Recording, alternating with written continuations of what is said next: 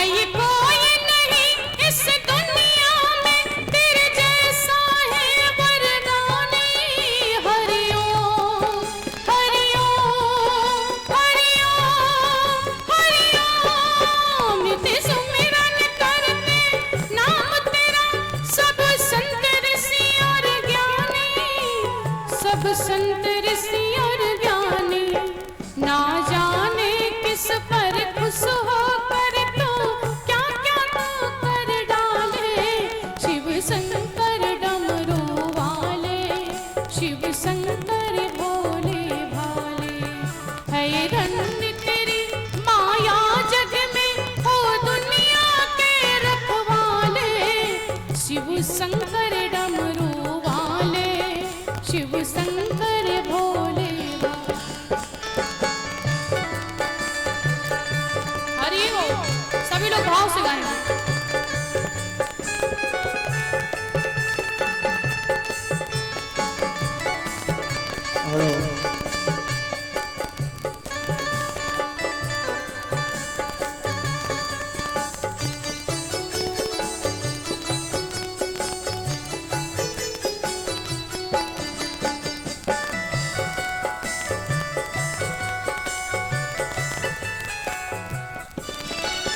त्रिलोक के स्वामी होकर भी क्या औघड़ रूप बनाए।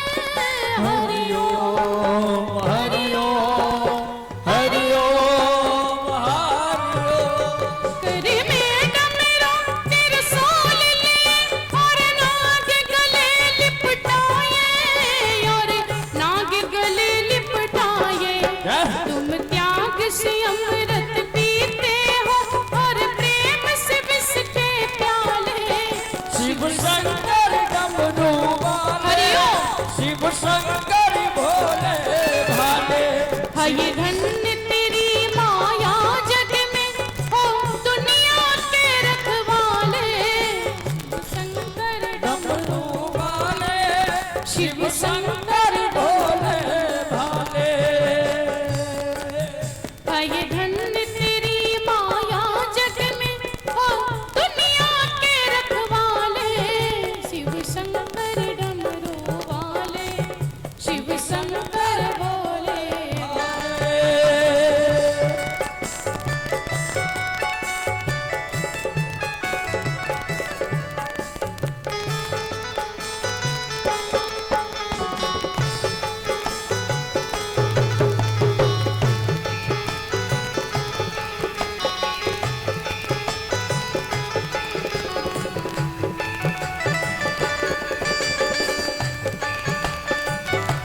हरि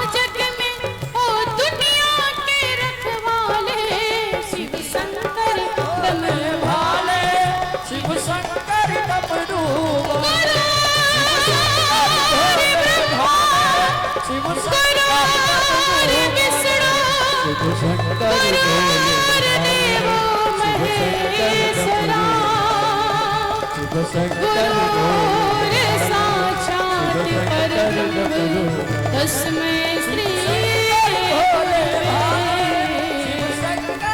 नमः। बोली शंकर भगवान की।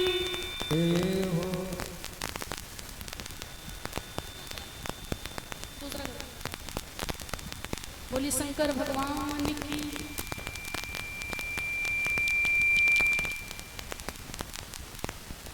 बोली दुर्गा माता की। जयकारा आप लोग थोड़ा सा जोर बोले ताकि ये लगे कि यहाँ पर कुछ लोग बैठे हुए हैं, ये न लगे कि आप सब लोग सो रहे हो। और आप लोग भगवान के दरबार में बड़ी कंजूसी कर लेते हो, जय बोलने में आवाज़ को चुरा लेते हो।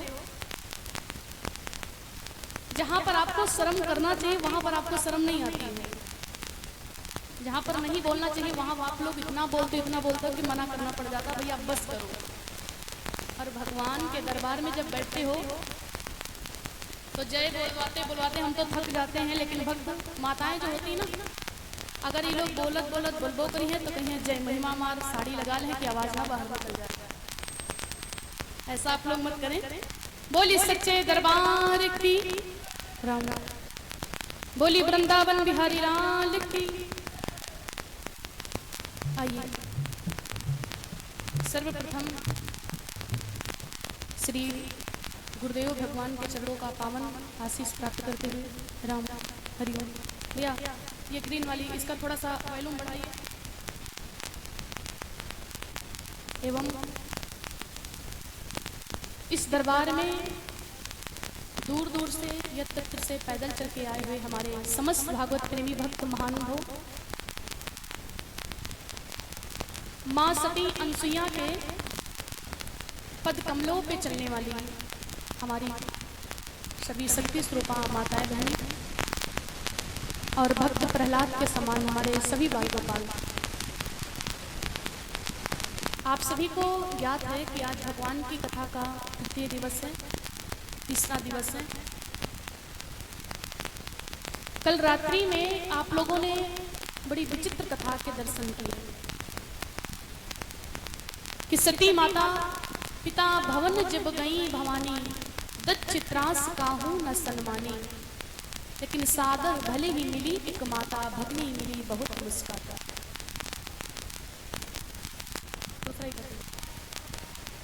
बोली सच्चे दरबार की।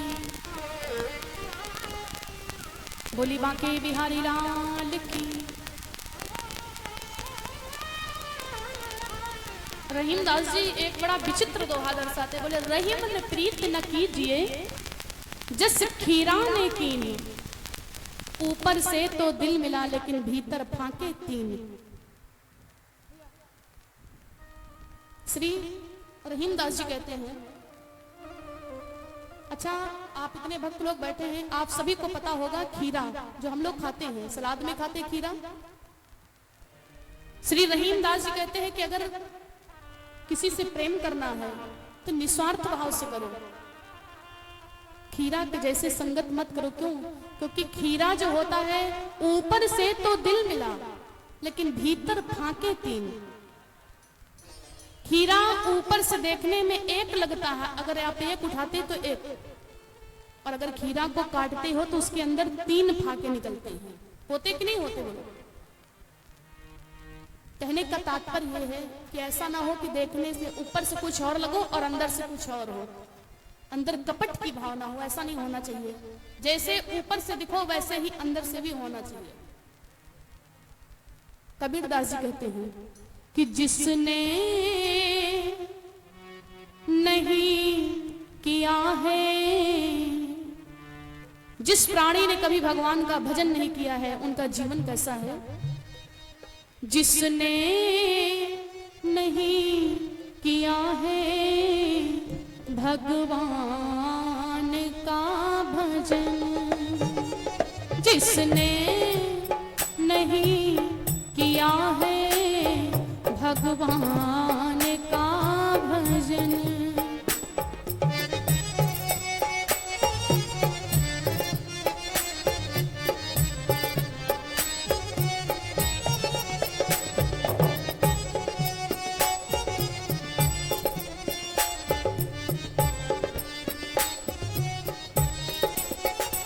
जिसने नहीं किया है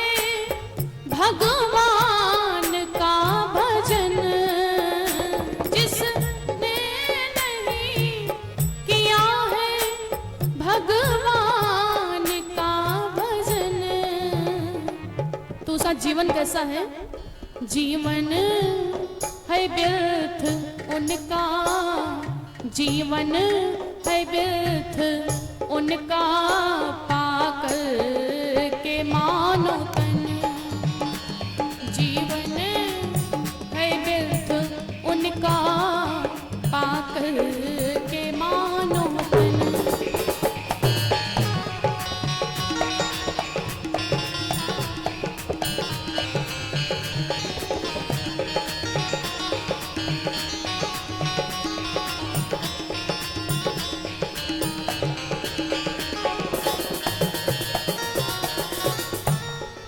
कहते कि आज का जो प्राणी है, आज का जो मनुष्य है, वो अपने दुख से नहीं परेशान है, वो अपने दुख से नहीं परेशान है। उसके ऊपर कितना भी दुख आ जाए वो इतना परेशान नहीं होता। आज का प्राणी अपने दुख से नहीं बल्कि दूसरों के सुख से परेशान है कि हम कैसे भी रह ले, लेकिन पड़ोसी हमसे अच्छा ना करके खाए। पड़ोसी का घर बन गया, कार हो गई, तो मन में जलन पैदा हो गई, ईर्ष्या हो गई। कबीर साहब कहते हैं, कोई महलों अटारी बंगला बना दिए,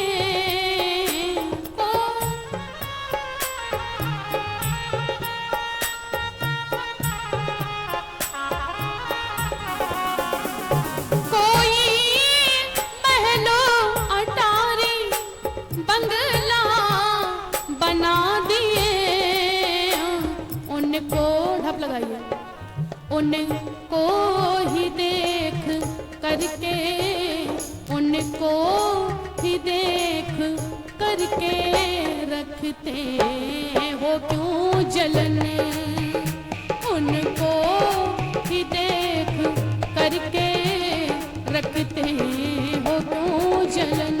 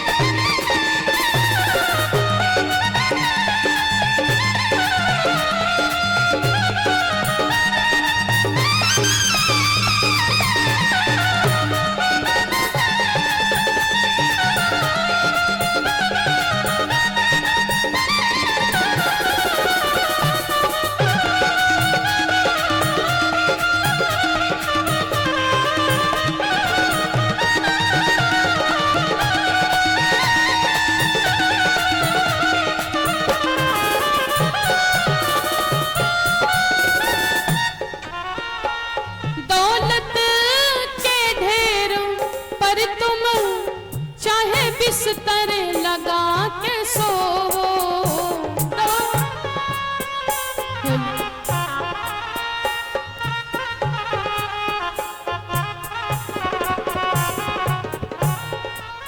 भैया थोड़ा दोनों माइकों का वॉल्यूम बढ़ा दीजिए। कबीर साहब कहते हैं, आप ज्यादा बड़े आदमी बन जाओ, धनवान बन जाओ, चाहे बिस्तर की जगह पर आप दौलत के बिस्तर पर सोओ, लेकिन जब आपका अंतिम समय होगा तो सबको कफन ही मिलता है। वहां पर ये नहीं देखा जाता कि बिस्तर सही है या नहीं है। दौलत के ढेर पर तुम चाहे बिस्तर लगा के सोवो,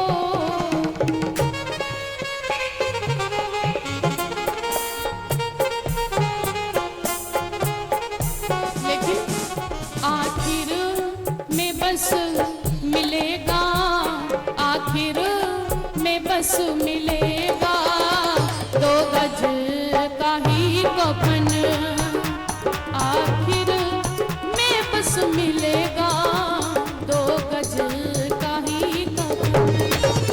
जीवन है व्यर्थ उनका, पाकर के मानो तन, जिसने नहीं किया है भगवान का भजन, जिसने नहीं किया है भगवान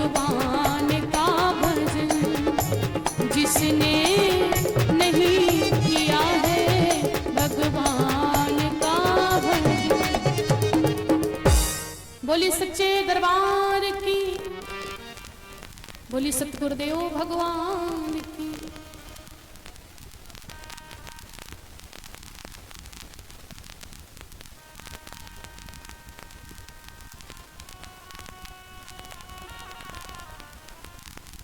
बोली सच्चे दरबार की। दौलत के ढेर पर तुम चाहे बिस्तर लगा के सोवो, लेकिन आखिर में बस मिलेगा 2 गज का ही कफन। चाहे जितना धन कमा लो, चाहे जितना,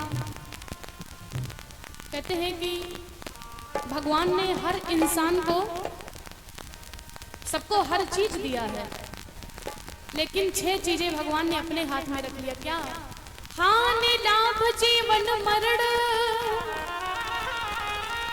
जिसे अप जस विधि हाथ।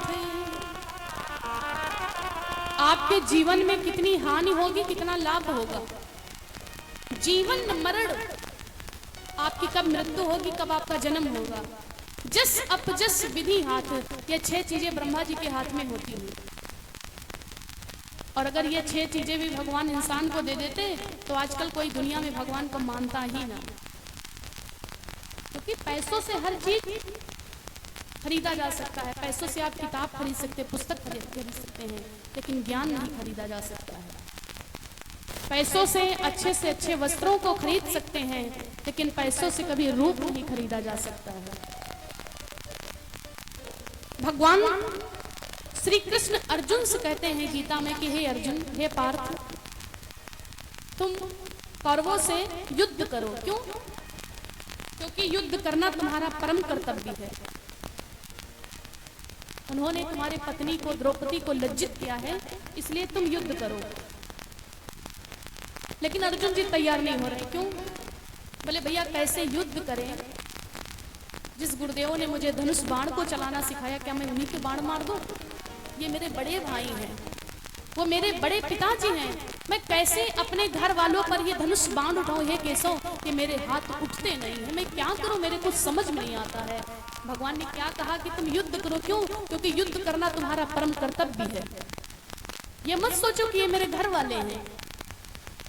तुम आज युद्ध क्यों नहीं कर पा रहे हो? क्योंकि तुमको मोह जकड़ करके रखा। तुम सोचते कि वो मेरे पिताजी हैं, वो मेरी माँ जी हैं, वो मेरा भाई है, वो मेरे गुरु जी हैं। ये क्या है? ये मोह है। दुख का सबसे बड़ा कारण केवल मोह होता है। मोह खत्म हो जाए तो दुख भी खत्म हो जाता है। आप देखते हो कि आपके गांव में अगर किसी का लड़का बर्बाद हो जाता है, शराब पीने लगता है, जुआ खेलता है, चोरी करता है, तो आपको दुख नहीं होता है। गांव में किसी का बच्चा होता तो आप लोग भी मजाक उड़ाना चालू कर देते, भैया उनका लड़का इतना बिगड़ गया। दुख नहीं होता है। और जब आपका लड़का बिगड़ जाता है, शराब पीने लगता है, दारू पीने लगता है, चोरी करता है, तब आपको बड़ा दुख होता है। होता कि नहीं होता है? होता है। क्यों होता है? क्योंकि वो अपना है। यही तो मोह है।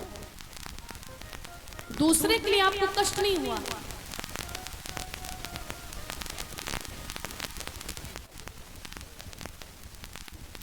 क्यों चेंज करिए?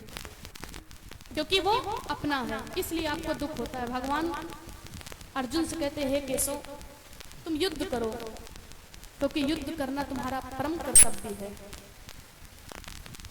अर्जुन नहीं तैयार हुए और भगवान हल हल हल बोली सच्चे दरबार की। चलिए सेट हो जाएगा।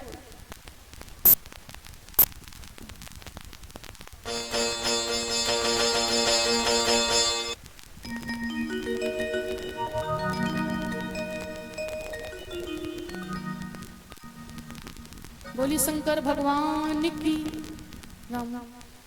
बोली दुर्गा माता की, बोली सतगुरुदेव भगवान की।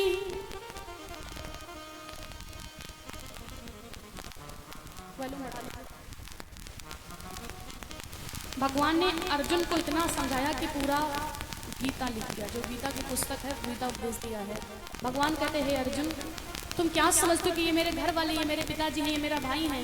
अरे जिन पर तुम मोह माया करते हो वही मरने के बाद में तुम्हारे घर वाले तुम्हारे साथ करते क्या है। भगवान श्री कृष्ण अर्जुन से कहते कि सुनो अर्जुन, पार्थ इस लोक का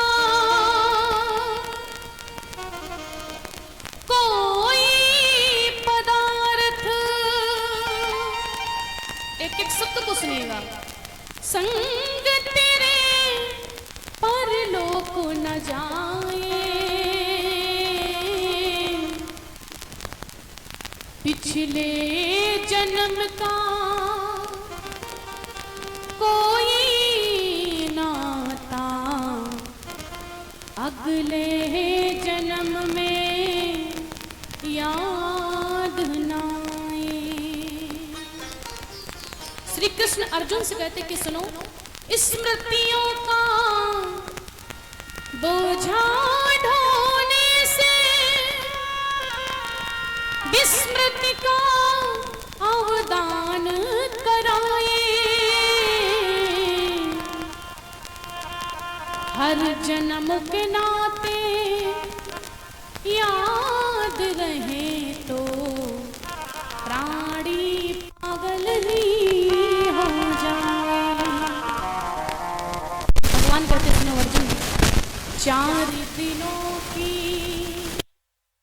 प्रीत जगत में, जिस पर आप मोह करते थे वो मेरा पुत्र है, वो मेरी पत्नी है, वो मेरा बेटा है, वो मेरी बेटी है, ये केवल मर जाने के बाद में आपके घर वाले करते क्या हैं। भगवान कहते हैं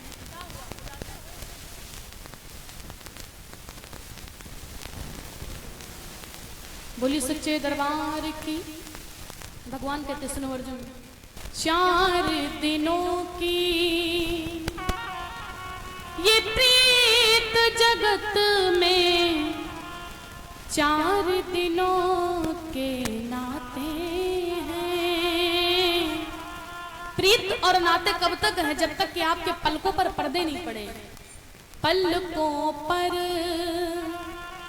पर्दे पड़ते ही ये हर नाते मिट जाते हैं। भगवान अर्जुन से कहते कि अर्जुन, तुम जिन पर मोह करते हो, माया करते हो कि वो मेरे भैया हैं, वो मेरे पिताजी हैं, अरे मोह माया छोड़ो। क्यों? क्योंकि मर जाने के बाद में यही तुम्हारा करेंगे क्या, ये सभी के लिए कहना है। भगवान कहते हैं जिनकी चिंता में तू जलता, पिता अपने पुत्र की चिंता में रात दिन जलता रहता है। भगवान कहते सुनो अर्जुन, जिनकी चिंता में तू जलता, अरे वो ही चिता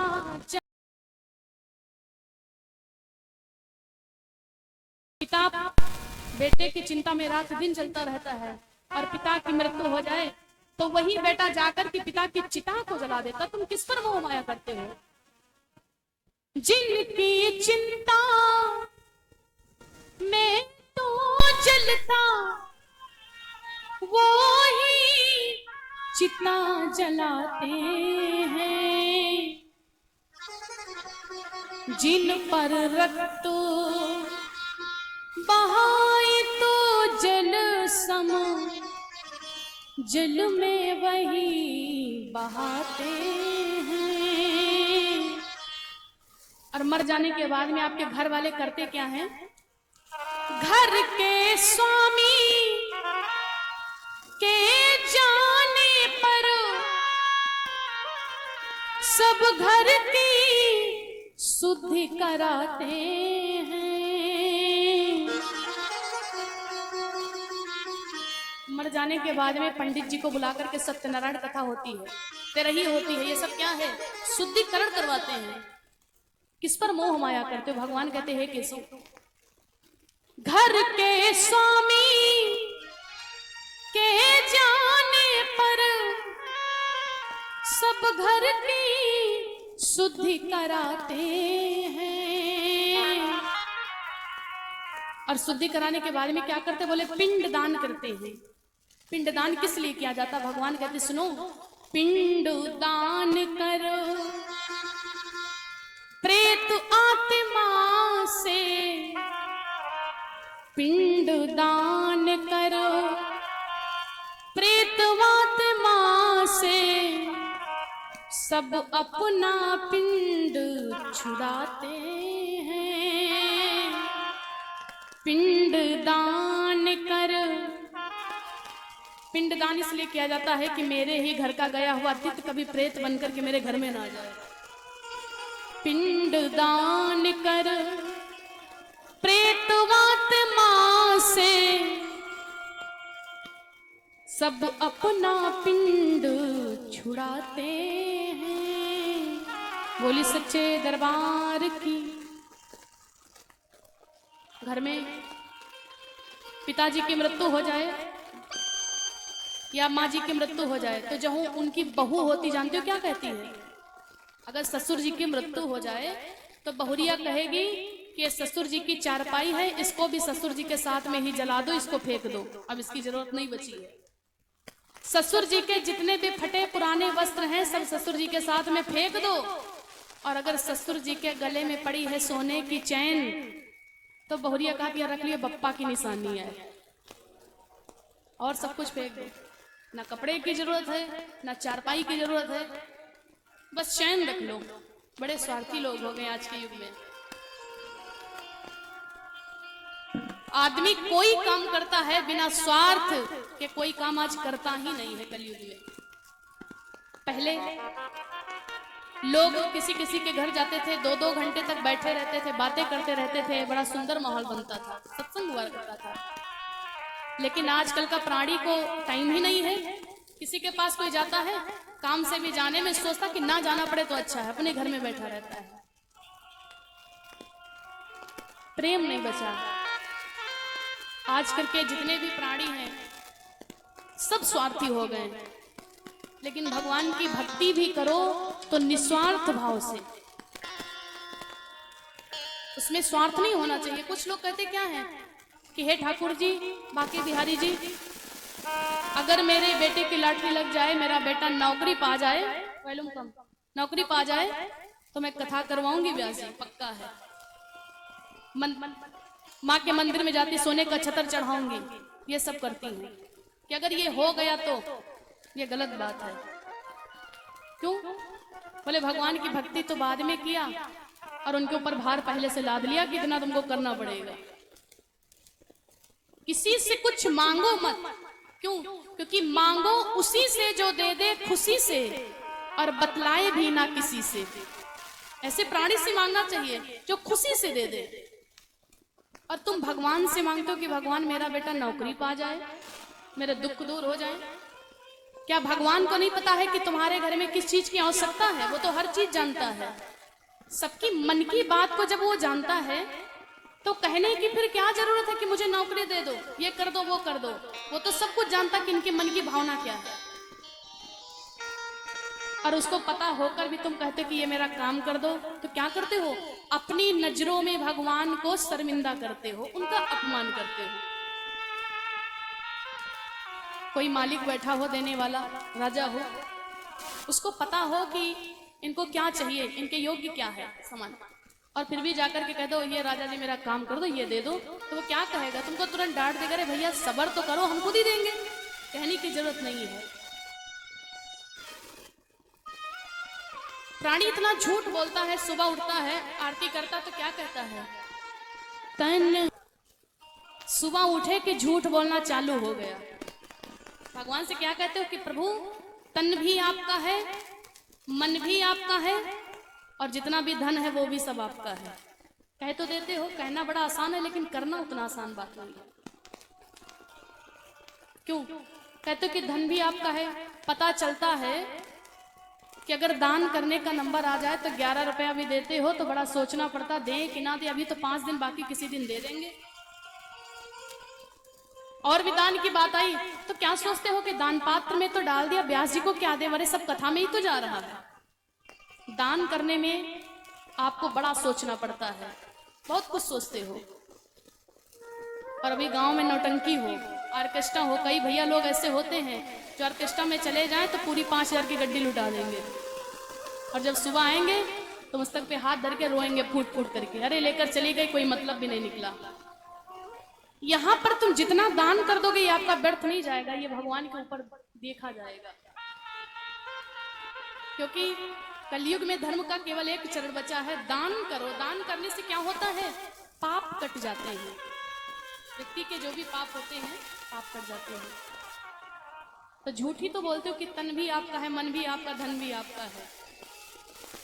ऐसा कुछ भी ना करें। और अगर भगवान से मांगना ही है तो भगवान से मत मांगो, भगवान को मांगो, उनसे मत मांगो, उनको ही मांग लो कि प्रभु आप मेरे हो जाओ बस केवल। क्यों?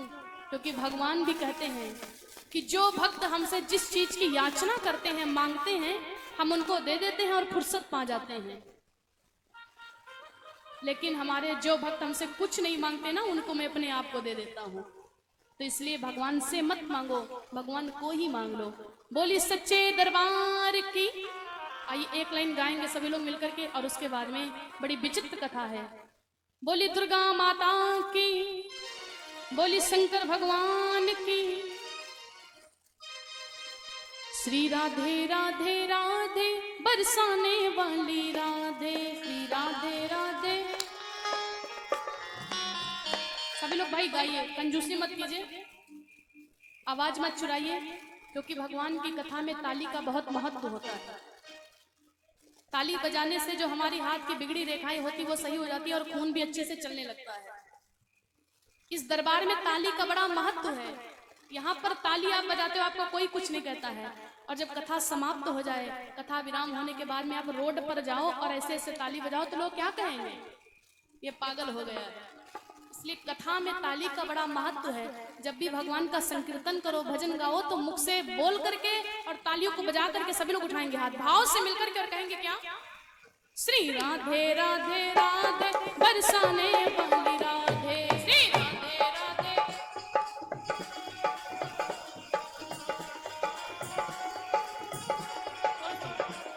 श्री राधे राधे राधे बरसाने वाली राधे,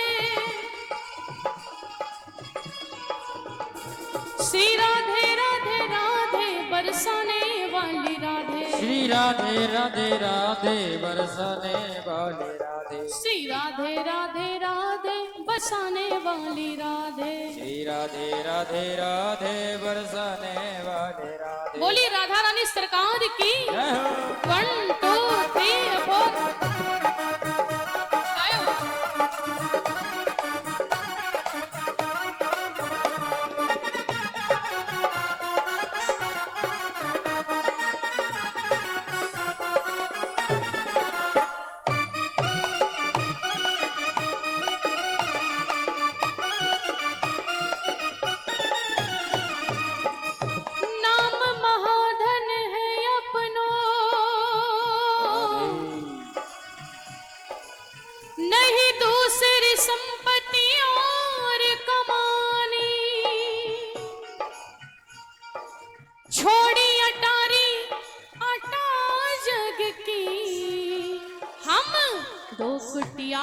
ब्रज माही बनानी हमको, कुटिया ब्रज माही बनानी हमको। हेलो। सुख मिले रस्मों के सदा, जय जय। और पीवन को यमुना जल पानी, श्री राधे। हम औरन की परवाह नहीं, अपनी ठकुरानी श्री राधिका रानी, अपनी ठकुरानी श्री राधिका रानी, अपनी ठकुरानी श्री राधिका रानी। जय राधे राधे, जय राधे राधे।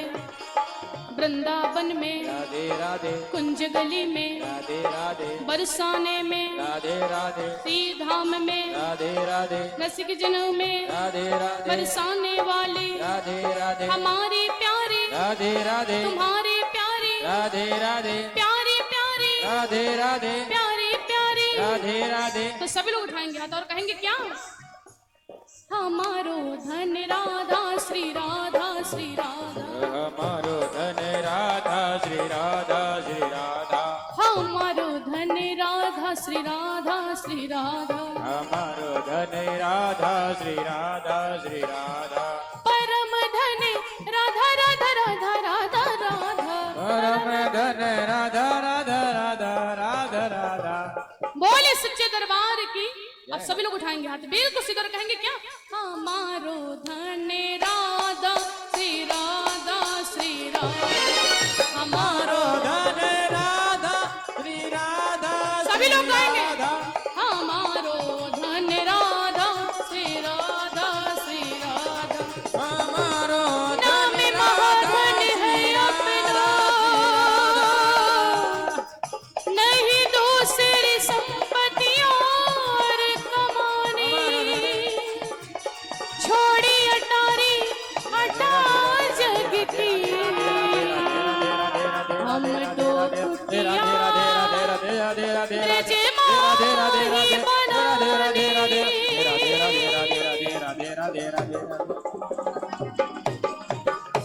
बोली वृंदावन बिहारी लाल की जय हो बोली सच्चे दरबार की जय हो बोली शंकर भगवान की।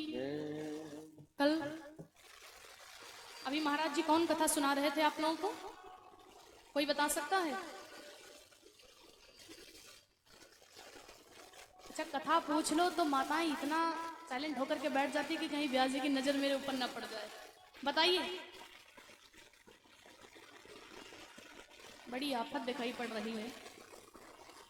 बोली सच्चे दरबार की जय हो। अच्छा, कोई ये बता सकता कि कल रात्रि में हम कथा को कहां पे विराम दिए थे?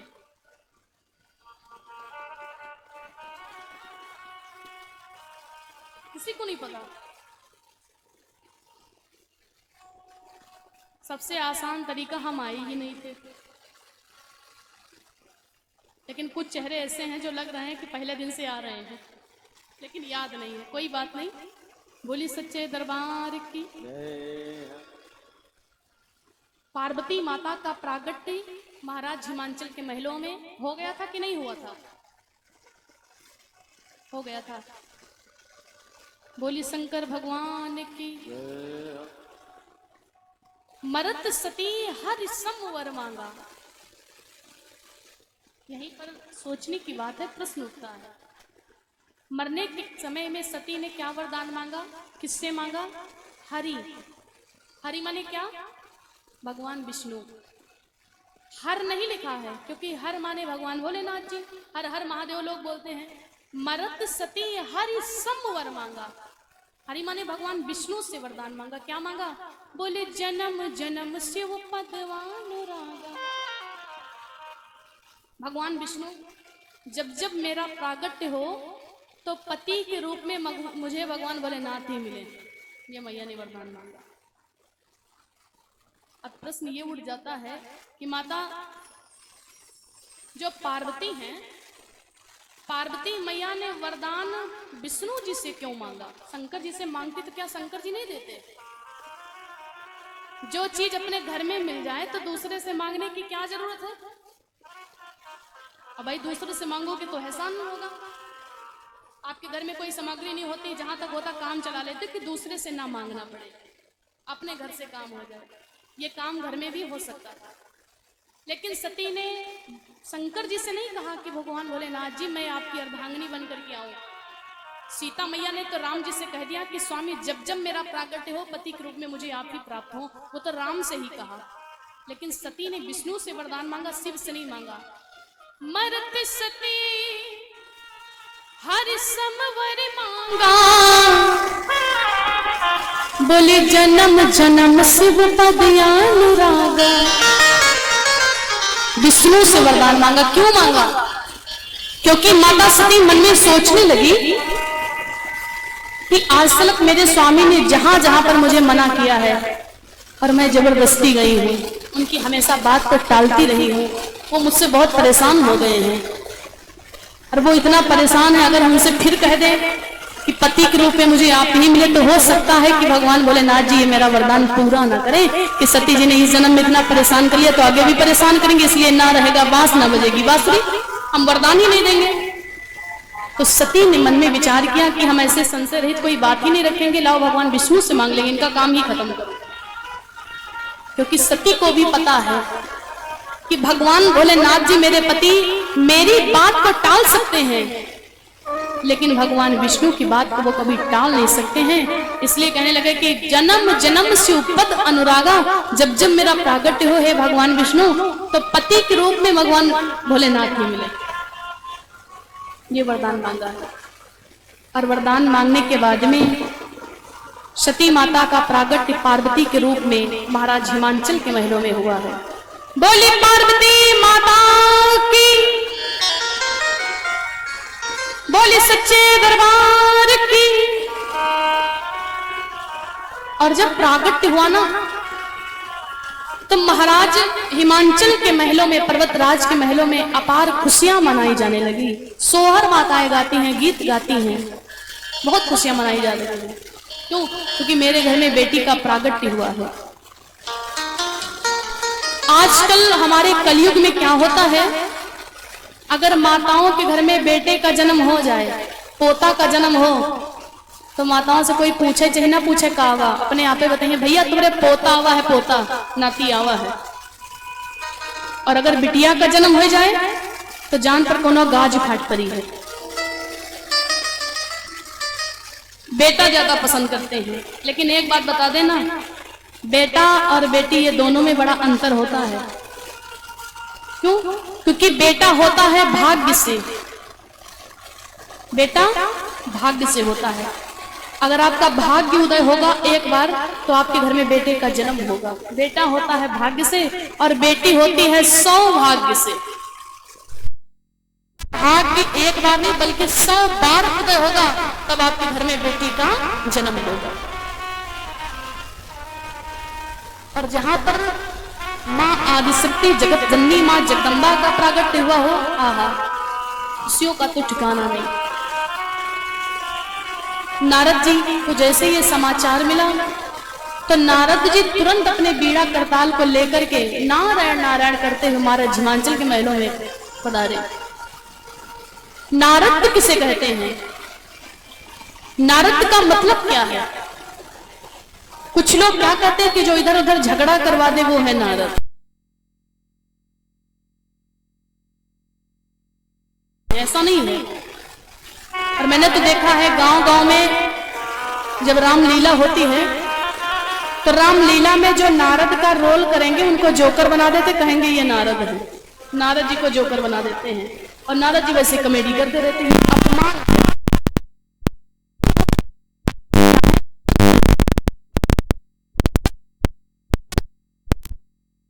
आत्मा, गुरु, ऋषि, ये जितने भी हैं ये सब अलग अलग होते हैं। नारद जी क्या है? परम संत हैं।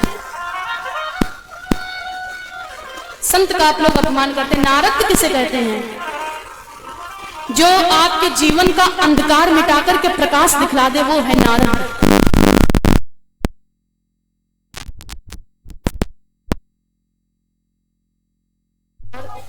नारद का अर्थ क्या है?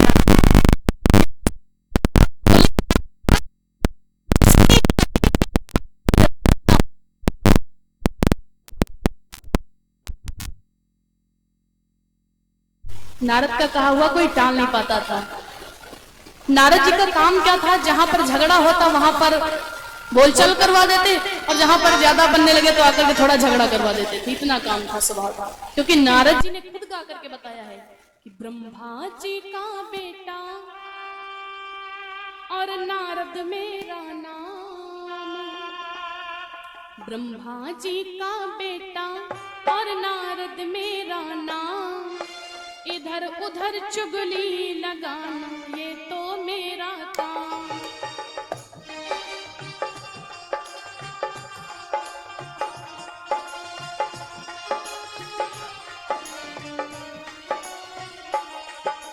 ब्रह्मा जी का बेटा, ढाप लगाई, ब्रह्मा जी का बेटा और नारद मेरा नाम, ब्रह्मा जी का बेटा और नारद मेरा नाम, इधर उधर चुगली लगाना ये तो मेरा काम।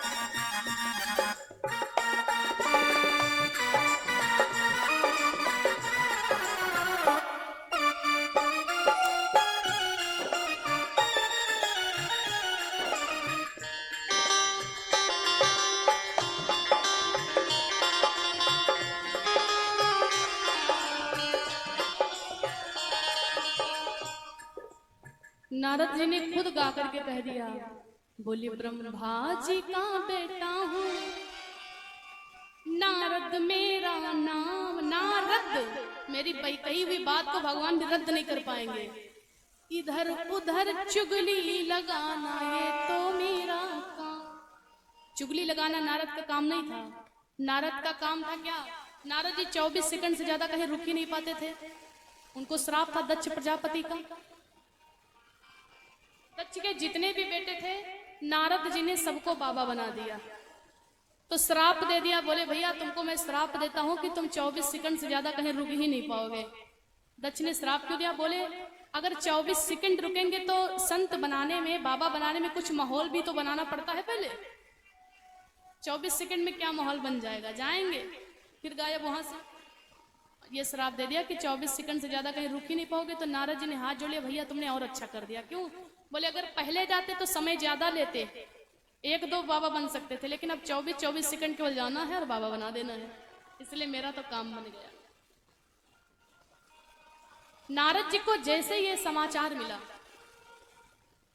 नारद जी तुरंत गए हैं महाराज हिमांचल के महलों में।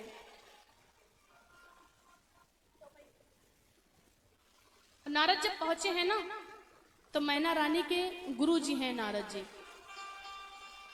ये गुरुदेव हैं। कहते कि गुरु से कपट, मित्र से चोरी, या तो निर्धन या तो कोढ़ी। सच्चे गुरु से, सच्चे मित्र से कभी कपट और चोरी नहीं करना चाहिए। अगर आप सच्चे गुरु से कपट करते हो, चोरी करते हो, सच्चे मित्र से कपट करते हो, चोरी करते हो, तो या तो आप निर्धन हो जाओगे या तो आप कोढ़ी हो जाओगे। सुदामा जी ने क्या किया? परम सखा श्री कृष्ण जी से थोड़ी सी चने की चोरी कर ली और क्या हुआ? दरिद्र हो गए, गरीब हो गए, भिखारी हो गए। नारद जी को जैसे समाचार मिला तो गोस्वामी जी रामचरितमानस में दर्शाते हैं,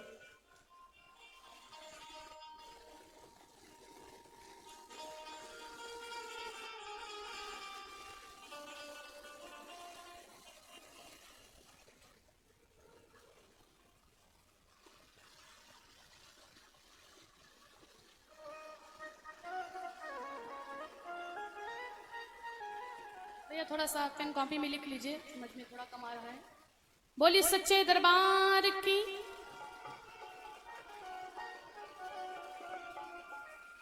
नारद समा चार सब पाए, नारद समा चार सब पाए।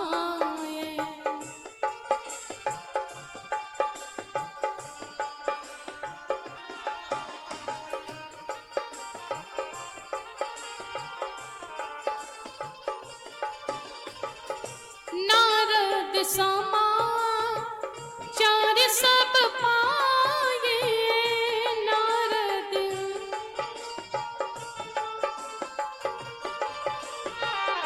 कौतक ही गिर गे हो सिधाए।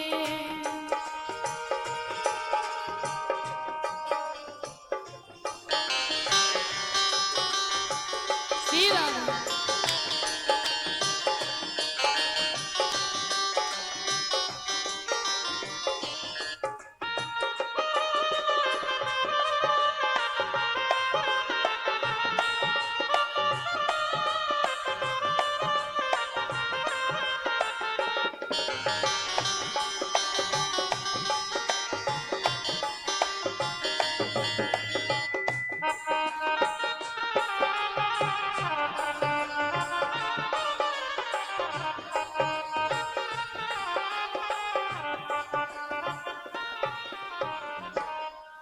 नारद समा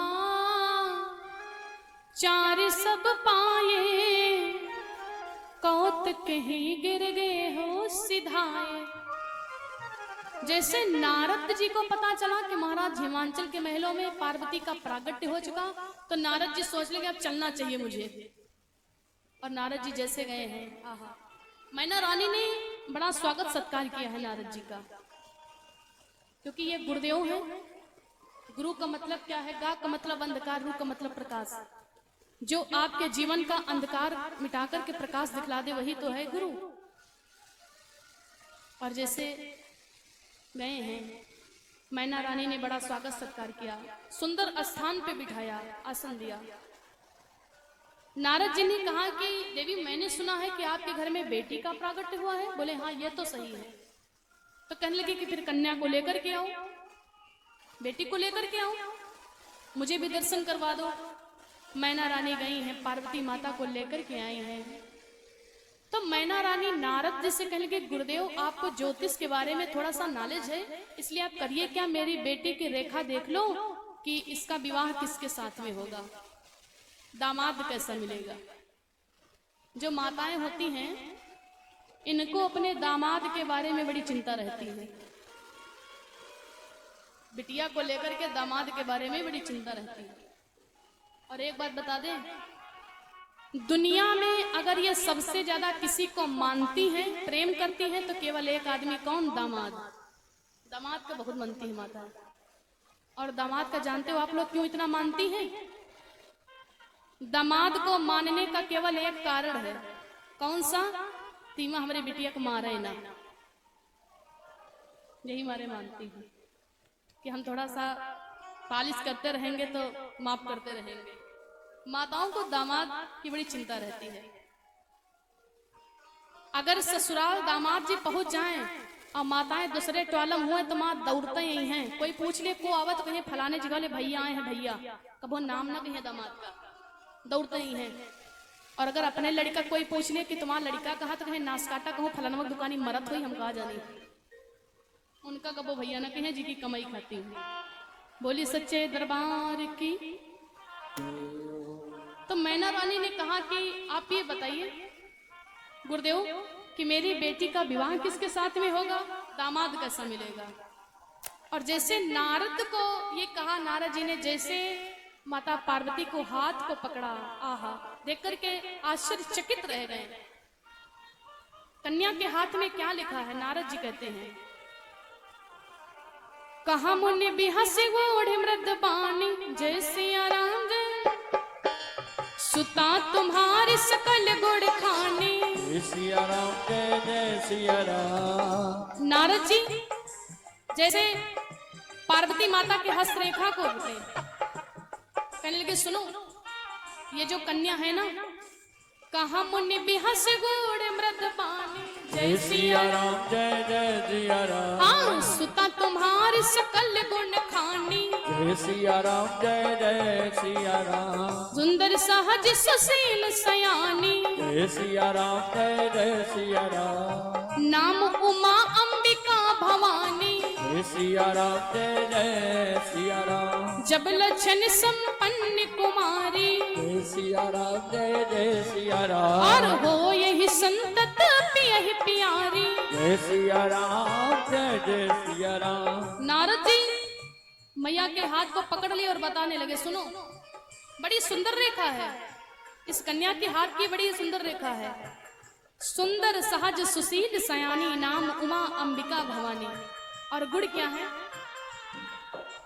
सदा अचल एहि हरिया दाता, राम जय सिया राम। हो यही संतत पियहि प्यारी, जय सिया राम जय सिया राम। सदा अचल यही करि अहि वाता, सब मिली बोलो सीताराम। यही तेजस पावहि पितु माता, जय सिया राम जय सिया राम। यही कर नाम सुमिर संसारा, जय सिया राम जय सिया राम। तेज रही पति व्रतीय सिधारा, जय सिया राम जय सिया राम। नारद जी ने इतने तो गुण बता दिए, लेकिन कहते मैना रानी सब कुछ तो ठीक है, लेकिन एक अल्प बड़ी कठिन है। कौन से अल्प? बोले जो दामाद होगा वो कैसा होगा? रामा अग्न अमान, अग्न अमान मात पितु ही ना, उदासीन सब संशय छीना। उदासीन सब संशय छीना। ओ अगन अमान, अगन अमान मात पितहीना। हरि बोल। उदासीन सब संशय छीना। उदासीन सब संशय छीना। और सभी लोग उठाएंगे हाथ बिल्कुल सीधे और कहेंगे क्या? बोल बम बम बम, बोल बम बम बम, बोल बम बम बम, बोल बम बम।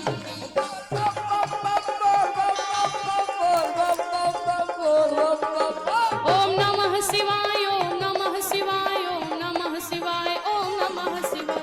ओम नमः शिवाय, ओम नमः शिवाय, ओम नमः शिवाय, ओम नमः शिवाय। रामा अगन अमान, अगन अमान मात पितहीना। उदासीन सब संशय छीना।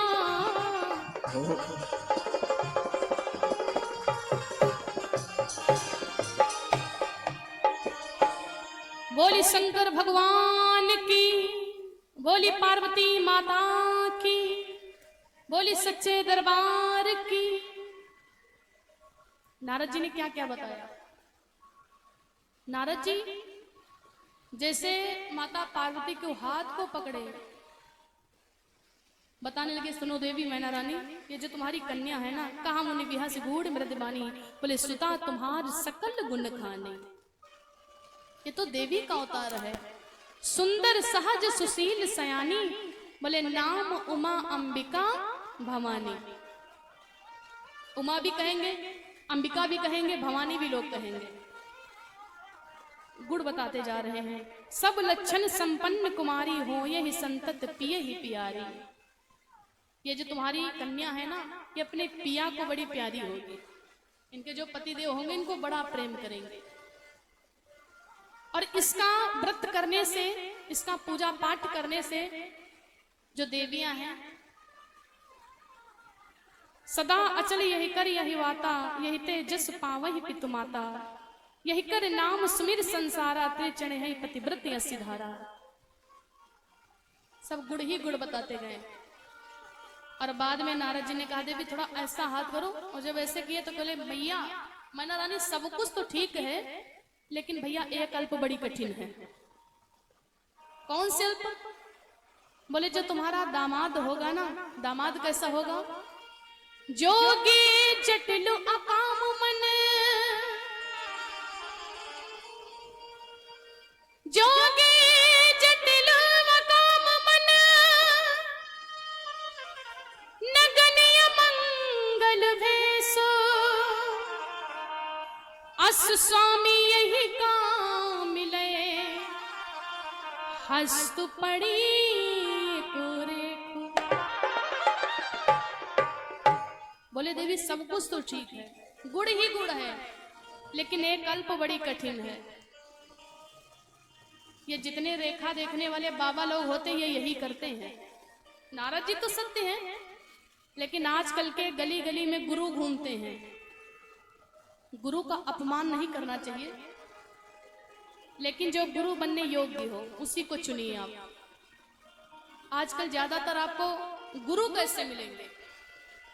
गलियन गलियन गुरु घूमत हैं, गली गली में गुरु घूम रहे हैं। कोई चेलो मंत्र ले वो, स्वर्ग जाओ चाहे नरक जाओ, हमें धोती कुर्ता दे। ज्यादातर गुरु कैसे मिलेंगे? गली गली में घूमते, चाहे तुम भैया स्वर्ग जाओ चाहे नरक जाओ, लेकिन धोता कुर्ता दिए। ऐसा गुरु मत कीजिए। और अगर जब गुरु कर लो तो गुरु करने के बाद में फिर गुरु का अपमान नहीं करना चाहिए। बोले जो गुरु का सम्मान बढ़ाए सच्चा चेला वही। माताएं हमारी अक्सर ऐसा करती हैं, जो रेखा देखने वाले होते हैं, मैं तुमको बताती हूँ कि वो लोग क्या क्या आपको बताते हैं। इसकी एक पुस्तक आती है। पहले जैसे आजकल ज्योतिष नहीं बचे, नारद जैसे। मेरे पास भी वो पुस्तक है। हमसे भी कई लोग कहते व्यास जी रेखा देख लो, लेकिन भैया ये सब हम काम नहीं करते हैं। जो जिसके भाग में होगा वो भाग कर आएगा, और जो जिसके भाग में नहीं वो पास में आकर फिर चला जाएगा। ये सब भाग्य का खेल है। गांव में अगर कोई बाबा आ जाए तो माताएं तुरंत ही अपने घर का बुलाया नहीं है और कहिए बाबा रेखा देख लियो। मैं बताती हूँ बाबा लोग बताएंगे क्या। बाबा जैसे आपका हाथ पकड़ेंगे तो बाबा पहले थोड़ा सा मक्खन लगा करके डील कर लेंगे, तभी तो ठगेंगे आपको। बाबा कहेंगे बिटिया रेखा बड़ी अच्छी है तुम्हारी, बहुत अच्छी रेखा है। तब आप प्रसन्न हो जाओगे, चलो ठीक है भाई, कुछ ना कुछ अगर कुछ करना है तो थोड़ी सी प्रशंसा कर दो। क्यों? बोले जो काम दुनिया में किसी चीज से नहीं होता वो काम थोड़ी सी प्रशंसा से हो जाता है। बाबा पहले डील कर ले तभी तो ठगेंगे। और फिर बाबा बताएंगे बिटिया तुम धन भी बहुत कमाओगी, ऐसा थोड़ा करो, ये धन की कोठरी तो तुम्हारी पूरी भरी है, धन बहुत कमाओगी। तब आप क्या कहोगे? बाबा ये तो बिल्कुल सत्य है। और पूछोगे कि बाबा लेकिन कब कमाएंगे, तो बाबा क्या बताएंगे? लेकिन समय लगेगा, अभी नहीं कमाओगी, समय लगेगा। और बाबा तीसरी बात बताएंगे बिटिया ये जो तुम्हारे गांव वाले हैं, तुम्हारे रिश्तेदार वाले हैं, ये जितने भी हैं ये सब तो तुमको देख करके ईर्ष्या बहुत करते हैं, जलन बहुत करते हैं। तब आप कहते हो बाबा सत्य है। बाबा 4-5 बातें बड़ी अच्छी बताएंगे और बाद में बाबा क्या बताएंगे? बिटिया सब कुछ तो ठीक है लेकिन एक अल्प बड़ी कठिन है। बाद में ही बताएंगे सब कुछ तो ठीक है लेकिन एक अल्प बड़ी कठिन है। और जब बाबा तुमसे यह बात कहिए तो तुम मजबूरी में बाबा से कहियो बाबा वह अल्प जरूर कट जाए, चाहे तुम हमारा घर जमीन सब कुछ लिखा लियो। और बाबा उसी में ठग लेते हैं। इसलिए रेखा उखा किसी को मत दिखाओ। नारद जैसे आजकल संत नहीं बचे। नारद जी ने क्या बताया? सब कुछ तो ठीक है देवी, लेकिन इसके जो वर होगा ना, जो इसका दूल्हा होगा वो कैसा होगा? अगुन वमान मात पिता ही ना, उदासीन सब संशय छीना, जोगी जटिल काम मन, नगनिय मंगल भेष, अस स्वामी यही काम मिले, हस्त पड़ी एक रेखो। जो पार्वती का दुल्हा होगा ना, जो वर होगा, अगुन अमान मात पितुहीना, जिसके ना माता होंगे ना पिता होंगे। अब सुनिएगा कैसा दूल्हा। उदासीन सब संशय छीना, उसके चेहरे पर कभी भी तुम मुस्कुराहट नहीं पाओगे। रहने के लिए एक कमरा तक मजबूत नहीं होगा, भूत प्रेतों के बीच में रहता होगा। और तन पर भी कोई वस्त्र नहीं होगा, गले में सर्प की माला होगी, कान में बिच्छू होंगे। और ये बताया। और बाद में क्या कहा? बोले अकाम मन, जिसके मन में कभी कामना व्याप्त ही ना करता हो, अस स्वामी यही काम मिले, हस्त पड़ी एक रेख, ऐसा दुल्हा मिलेगा। और जैसे ये सुना तो भाई कष्ट तो होना ही होना है। मैना रानी सोच लगी कहाँ मेरी बेटी मृग नयनी जगदम्बा, ये बेचारी कैसे रहेगी? ये तो महल में रहती है और भूत प्रेतों के बीच में जाकर के ये कैसे रहेगी? और ऐसा दामाद जिसके शरीर पर एक वस्त्र तक ना हो, अगर ये बारात लेकर के आ गया तो मेरी तो बदनामी हो जाएगी। गले में सर्प की माला है, कान में बिच्छू है। मैना रानी नारद जी के चरणों में गिर गई, प्रणाम करके जोड़ करके कहने लगी महाराज है गुरुदेव आप एक काम करिए। क्या? बोले कुछ भी ले लो लेकिन ये अल्प जरूर काट दो। वही बात आ गई, कुछ भी ले लो कैसा भी करो लेकिन ये रेखा जरूर काट दो। हम ऐसे दुल्हा के साथ में विवाह नहीं करेंगे, हम अपनी बेटी को लेकर के अपने मायके चले जाएंगे। माताएं ये नाटक थोड़ा ज्यादा करती हैं, लड़ाई झगड़ा होता है कि हम मायके चले जाएंगे, ये कर लेंगे वो कर लेंगे। भैया लोग जैसे वो होते तो कहते जाओ तुम 4 दिन बाद फिर यही मिली होंगे। माताएं रुष्ट मत हो जाना आप लोग भाई कि नाराज हो जाओ। बोली सच्चे दरबार की, बोली दुर्गा माता की। मैना रानी ने क्या कहा कि मैं अपने बेटी को लेकर के मायके चली जाऊंगी। नारद जी मैं नदी में कूद जाऊंगी, अपनी बेटी को लेकर के प्राणों को त्याग कर दूंगी, लेकिन ऐसे दूल्हा के साथ में हम विवाह नहीं करेंगे। चरणों में गिर गई। गुरुदेव आप कोई ना कोई उपाय बताओ, आपने रेखा बताया तो आपका निवारण भी पता होगा। हम ऐसे दुल्हा के साथ में विवाह करेंगे नहीं, कुछ भी हो जाए। नारद जी कहने लगे, देवी जो विधि कर्म में लिखा विधाता, मिटाने वाला कोई नहीं। वक्त पड़े पर गज भर कपड़ा, देने वाला कोई नहीं। वक्त पड़े पर गज भर कपड़ा, जो विधि कर्म में लिखा विधाता, जो विधि कर्म में लिखा विधाता, मिटाने वाला कोई नहीं। वक्त पड़े पर गज भर कपड़ा, देने वाला कोई नहीं। हो वक्त पड़े पर गज भर कपड़ा, देने वाला कोई नहीं।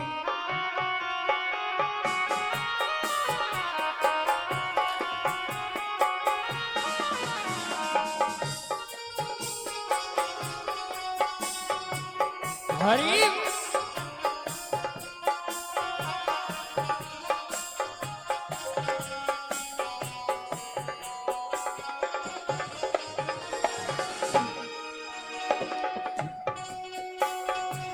वक्त पड़ा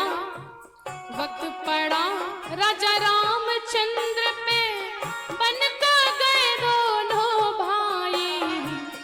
राम गए और लखन गए थे, साथ गई सीता माई। साथ गई सीता माई, साथ गई सीता माई। वक्त पड़ा राजा रामचंद्र पे, बन का गए दोनों भाई। राम गए और लखन गए थे, साथ गई सीता माई। वन में हरण हुआ सीता का, वन में हरण हुआ सीता का, बचाने वाला कोई नहीं। वक्त पड़े पर गज भर कपड़ा, लेने वाला कोई नहीं। क्या हुआ?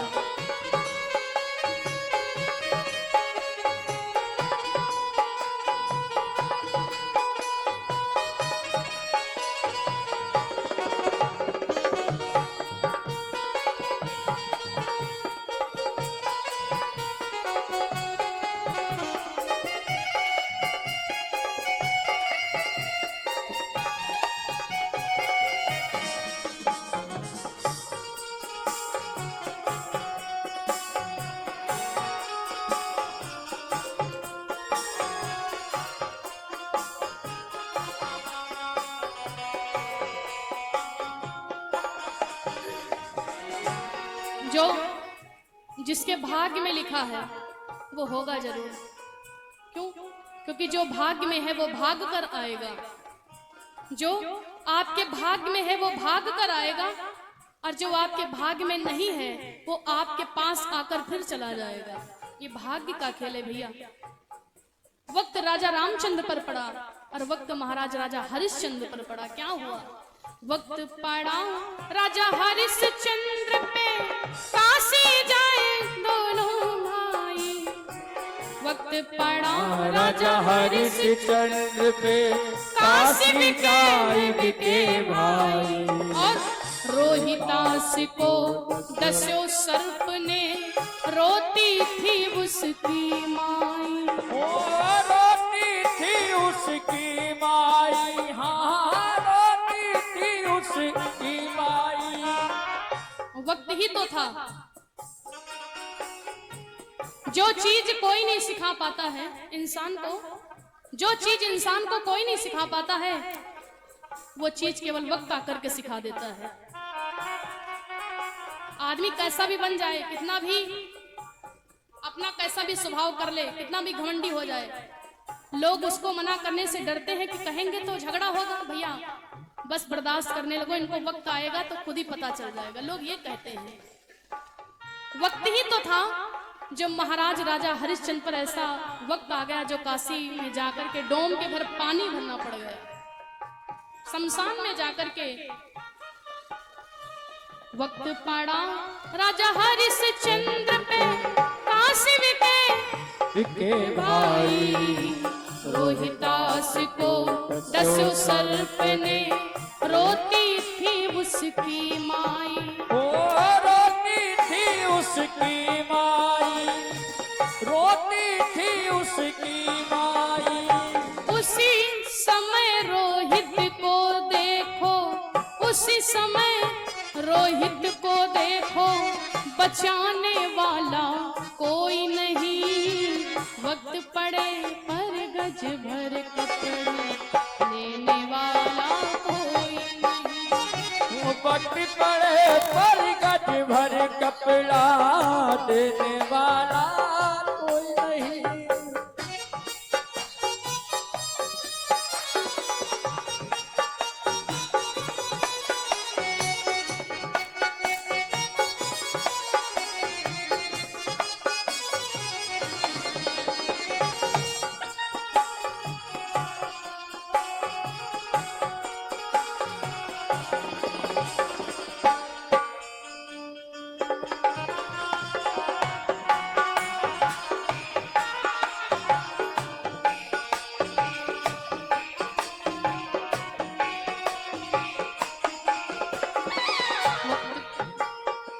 वक्त पड़ा अंधी अंधों पे, वन में सरवड़ मरण हुआ। सुन करके सुत का मरना फिर उन दोनों का मरण हुआ। उन दोनों का मरण हुआ, उन दोनों का मरण हुआ। ऐसा वक्त आ गया, श्रवण कुमार अपने माता पिता को कांवर में बिठा करके तीर्थ यात्राओं के दर्शन कराने गए। अयोध्या धाम पहुंच गए, माता पिता को प्यास लग गई। श्रवण कुमार जी हाथ में घड़ा को लेकर के गए और यमुना जी में उसमें सरयू मैया में जल भरने लगे। और महाराज दशरथ जी, पैर थोड़ा स्लो। महाराज दशरथ जी शिकार खेलने के लिए जाया करते थे और दशरथ जी इधर गए शिकार खेलने के लिए। श्रवण कुमार घड़े को डुबा करके जल भरने लगे। दशरथ को लगा कि कोई मृगा आया हुआ है और मृग समझ करके बाण दशरथ ने छोड़ दिया और श्रवण कुमार की वहीं पर मृत्यु हो गई। एक ही बेटा था महाराज शांतिवन ज्ञानावती के, वो भी नेत्र देकर के पाया था। दशरथ जी गए, राजा शांतिवन ज्ञानावती ने कहा तुम कौन हो? मुझे नहीं लगता कि तुम मेरे श्रवण कुमार हो। क्यों? बोले लगती नहीं है मेरे श्रवण की बानी। इस प्रकार की आवाज मेरे श्रवण की नहीं थी। और जब महाराज दशरथ ने बताया मैया मैया तेरो लाल मैंने मारा मृग जानी और बाकी खत्म है उसकी जीवन कहानी। जैसे ये कहा मैंने तुम्हारे पुत्र को मार दिया मृग समझ करके। और श्रवण कुमार के माता पिता चीख चीख करके आवाज रोने लगे। दशरथ ये तुमने अच्छा नहीं किया और मैं तुमको श्राप देती हूँ कि जैसे पुत्र के विरह में आज मेरे प्राण जा रहे हैं ना, उसी प्रकार पुत्र के विरह में तुम्हारे भी प्राण चले जाएंगे। ये दशरथ को श्राप दे दिया। राजा शांतिवन ने कहा कि मैं तुमको श्राप देता हूँ क्या? बोले मेरे तो एक ही बेटा था जो मेरी लाश को जलाने वाला आज नहीं बचा। अंतिम संस्कार बेटा ही करता, आग लगाता है। लेकिन दशरथ मैं तुमको ये श्राप देता हूँ कि तुम्हारे 4 बेटे होंगे, लेकिन जिस समय तुम्हारी मृत्यु होगी तुम्हारा कोई भी बेटा तुम्हारे पास नहीं होगा। और इतना कहने के बाद में दोनों ने प्राण त्याग दिया। वक्त पड़ा अंधी अंधों पे, वन में सरवड़ मरण हुआ। सुन करके सुत का मरना फिर उन दोनों का मरण हुआ। उन दोनों का मरण हुआ, उन दोनों का मरण हुआ।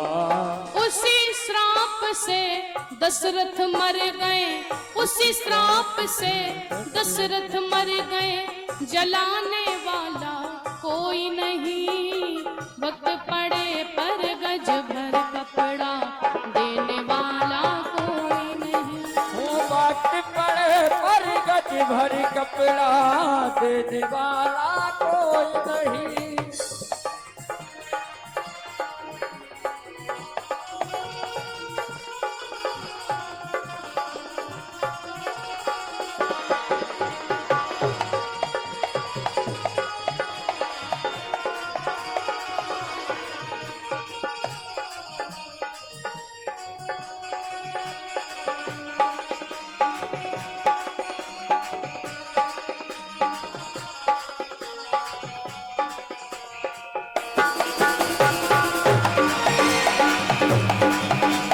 हरि बोल।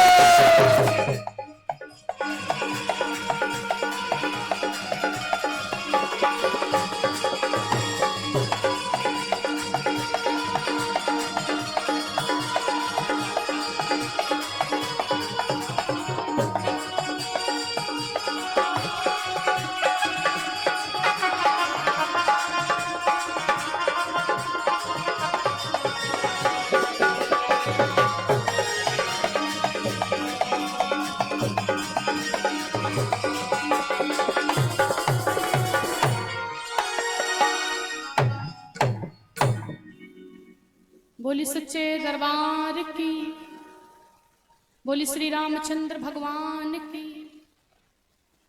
जो विध कर्म में लिखा विधाता, मिटाने वाला कोई नहीं, वक्त पड़े पर गज भर कपड़ा देने वाला कोई नहीं।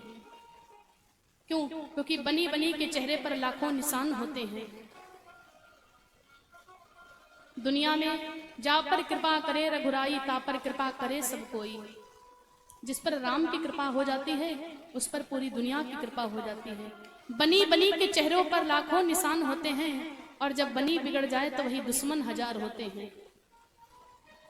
जब किसी से बड़ी घनिष्ठ मित्रता होती, बहुत साथ देता कि हम आपके साथ हैं, और कभी कभी ऐसा वक्त पड़ता है कि वक्त पड़ने पर कोई एक कपड़ा तक टुकड़ा भी नहीं मिलता, आग तक नहीं मिलती है। ये क्या है? ये विधि का खेल है। बोली सच्चे दरबार की। नारद जी ने कहा, देवी सब कुछ तो कर सकता हूं, लेकिन ये रेखा नहीं काट सकता हूं।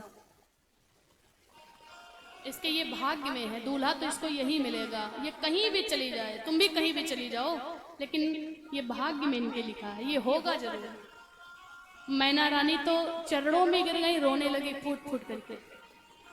गुरुदेव ये आपने क्या कह दिया गुरुदेव? जिस चीज की मैंने जीवन में कभी कल्पना नहीं की, वो शब्द आज आपने कर दिया। मैं क्या करूंगी? और तब महाराज हिमांचल ने समझाया, देवी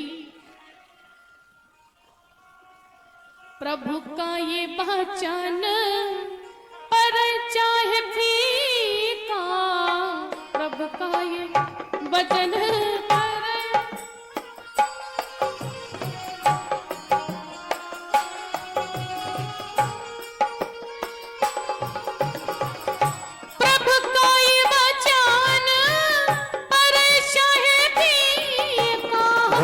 प्रभु के वचन पड़े चाहे फीका, प्रभु का ये वचन पड़े चाहे फीका, प्रभु के वचन पड़े चाहे फीका। लेकिन देवी संत वचन पर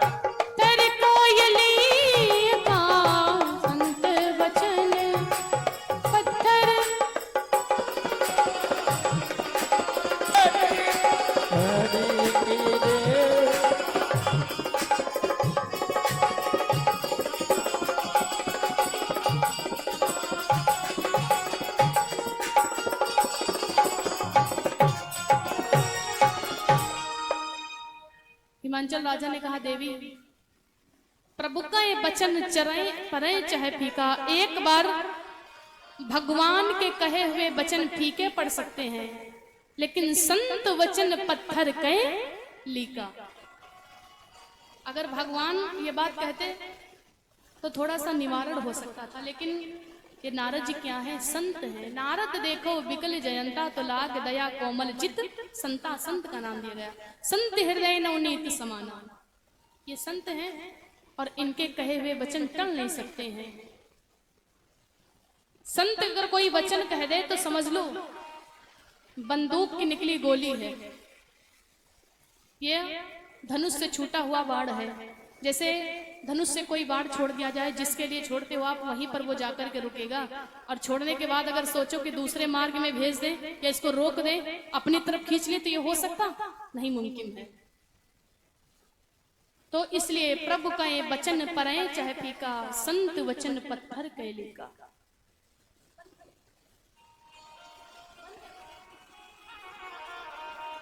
बोली सच्चे दरबार की। बोले ये नहीं हो सकता है, विवाह तो भगवान भोलेनाथ जी के ही साथ में होगा। और मैना रानी तो बड़ी उदास है, लेकिन जब माता पार्वती ने इस बात को सुना तो माता पार्वती बड़ी प्रसन्न हुई। क्यों? क्योंकि मरने के समय में माता पार्वती ने भगवान से केवल यही मांगा, जन्म जन्म शिवपद अनुरागा।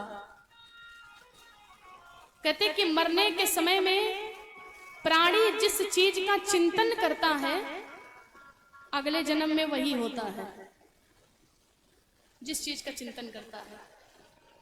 एक सेठ जी थे और उनके घर में एक कुत्ता पाला था। जो लोग घर में कुत्ता पालते हैं ना, कुत्ता को घर में नहीं पालना चाहिए। क्यों नहीं पालना चाहिए? आप कहोगे महाराज वो भी तो जीव है। जीव है, जीव पर दया करो। ये थोड़ी ना है कि कुत्ता को अपने घर में पाल लो, अपने पास लेटाओ, अपने थाली में खिलाओ। आजकल तो मैं बहुत देखती हूँ कि कुत्ता घर के अंदर भी घूमता रहता है, रसोई में जाता है, बिस्तर पर भी बैठ जाता। यहाँ तक सीमित नहीं भैया, आजकल तो कुत्ता का भी बर्थडे होने लगा है, मैंने देखा है। कुत्ता को घर में नहीं पालना चाहिए। क्यों? जो लोग अपने घर में कुत्ता पालते हैं उनके घर के देवता और पितर, जो पितर लोग होते हैं, वो आहुति प्राप्त नहीं करते हैं। तुम कितना भी पूजा पाठ करो, कितना भी ध्यान करो, वो देवताओं को प्राप्त ही नहीं होगा। इसलिए घर में कुत्ता नहीं पालना चाहिए। जीव है, दया करो। ऐसा नहीं है आपके दरवाजे पर रात में आता भोजन दे दीजिए, प्रातःकाल भोजन दे दीजिए। अगर उसको चोट लग जाए तो उसका इलाज कर दीजिए, लेकिन ये मतलब थोड़ी ना कि उसको पाल लो, अपने घर में रखो, आपके रसोई में घूमे, आपके बिस्तर पर बैठे। घर में किसको घूमना चाहिए? गाय के बछड़ों को घर में घूमना चाहिए, गाय को घूमना चाहिए। 33 करोड़ देवी देवता गाय माता में विराजमान होते तो आजकल के लोग क्या करते? गाय माता को निकाल करके घर से बाहर फेंक दिया और कुत्ता को अपने घर में पाल रहे हैं। गाय की जगह पर आज घर घर में कुत्ता पाले हैं। पहले से लेकर के आज हमारे युग में बड़ा अंतर आ चुका है। तीसरा कर दो। पहले से लेकर के आज हमारे जमाने में लोगों को लेकर के बड़ा मन में बदलाव आ चुका है। आज कल युग में लेके अवतार वो गोविंद हो। सभी लोग उठाएंगे हाथ और मेरे साथ में मिलकर के गाएं, रिदम कम। आज कल युग में लेके अवतार वो गोविंद, अपने भक्तों की सुन ले पुकार वो गोविंद, अपने भक्तों की सुन ले पुकार वो गोविंद। आज कल युग में लेके अवतार वो गोविंद, युग में लेके अवतार हो गोविंद। अपने भक्तों की सुन ले पुकार वो गोविंद, अपने भक्तों की सुन ले पुकार हो गोविंद।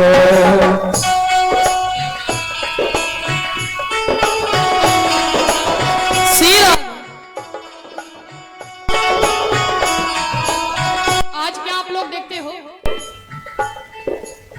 निकला है माना मन सोना जैसे भूख से, गाय बेचारी मर चारे बिना भूख से हो।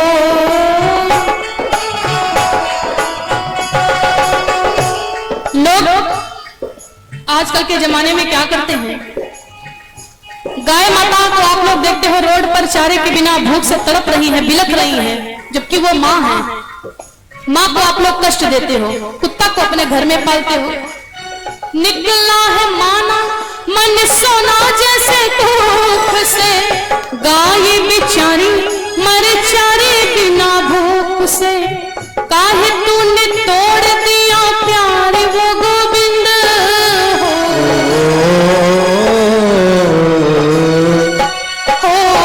काहे तूने तोड़ दिया प्यार वो गोविंद, अपने भक्तों की पुकारो गोविंद, अपने भक्तों की सुन ले पुकारो गोविंद।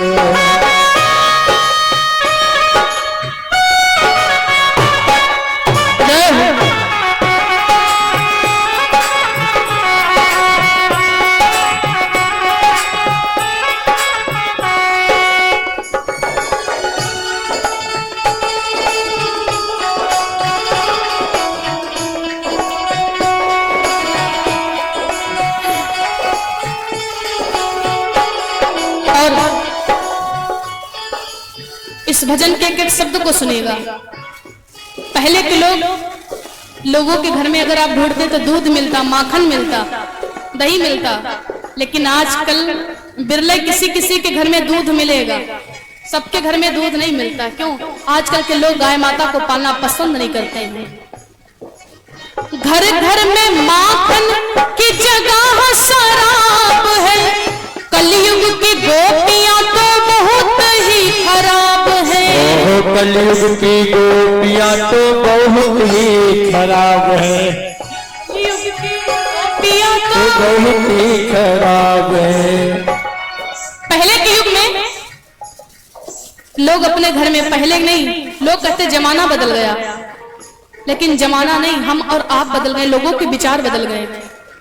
पहले के लोग अपने घर में गाय माता को पालते थे। क्यों? और मीठा, क्योंकि गाय से ही तो दूध मिलेगा और दूध से ही माखन हो सकता है। आजकल अगर आप ढूंढने लगो तो गाय माता बिरले किसी किसी के घर में मिलेंगी, गाय किसी के घर में नहीं मिलेंगी, लेकिन कुत्ता सबके घर में लगभग मिल जाएगा। आजकल के लोग गाय माता को पालना पसंद नहीं करते हैं। गाय को छोड़ करके अपने घर में कुत्ता पालिए, और कलयुग की गोपियां तो बहुत ही खराब हैं। बड़े विचित्र शब्द हैं। पहले की जो द्रौपदियां होती थी वो चीर पहनती थी, वो साड़ी पहनती थी। जब द्रौपदी माता के चीर को दुशासन खींचने लगा तो द्रौपदी मैया ने भगवान श्री बांके बिहारी को याद किया, भैया अब आकर के मेरी लाज बचाओ। और भगवान दौड़ते हुए आए और मीठा उसी साड़ी में प्रवेश कर गए, उसी कलर की साड़ी, उसी कलर की पूरी डिजाइन, और वो खींचते खींचते परेशान, सारी बिच नारी है कि नारी बिच सारी है, लेकिन वो निर्लज्ज नहीं कर पाया। भगवान ने लाज बचा ली। क्यों? क्योंकि पहले की द्रौपदियां चीर पहनती थी, साड़ी पहनती थी। निवेदन करते, अगर आज इस कलयुग में किसी द्रौपदी की लाज जाने लगे, कोई दुशासन अगर किसी द्रौपदी की लाज को लूटने लगे और वो भगवान श्री कृष्ण को याद करे कि भैया अब आकर के मेरी भी लाज बचाओ, और भगवान श्री कृष्ण वहां से दौड़ते आए लाज बचाने, लेकिन फिर भी वो लाज बचा नहीं पाएंगे। क्यों? क्योंकि पहले की द्रौपदियां साड़ी पहनती थी और आजकल की द्रौपदी क्या पहनती हैं? जींस और टॉप मैया द्रौपदी का पही हो, बोलो कन्हाई चीर कैसे तुम बढ़ई हो। बोलो कन्हाई चीर कैसे तुम बढ़ई हो, बोलो तुम कन्हाई चीर कैसे तुम बढ़ई हो। देहात में तो कम है, लेकिन शहर में अगर आप देखो तो बिरले कोई नारी साड़ी पहनती है, बाकी सब जीन्स और टॉप में घूम रही है। अब भाई साड़ी तो आ गई थी, प्रवेश कर गए थे, लेकिन जीन्स और टॉप में लाज नहीं बच सकती है, वो बदल बदल के नहीं आ सकती है। गैयों को छोड़ करके आजकल लोग पालते क्या हैं? गैयों को छोड़ यहाँ कुकुर सब पाले हैं, दूध और दही के बड़े यहाँ नाले हैं हो।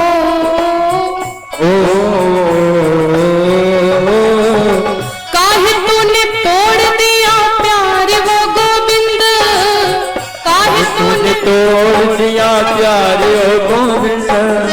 सभी लोग उठाएंगे हाथ और कहेंगे क्या? अपने भक्तों की सुन ले पुकार वो गोविंद, अपने भक्तों की सुन ले पुकार गोविंद, अपने भक्तों की सुन ले पुकार गोविंद। जय जय।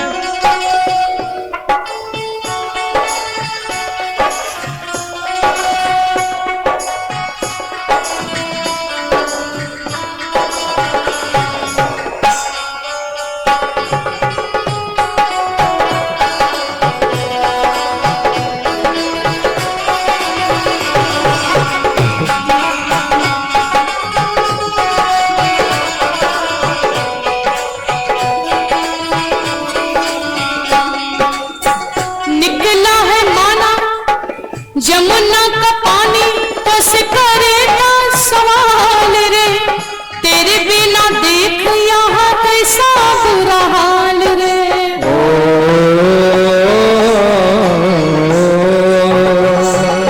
जमुना का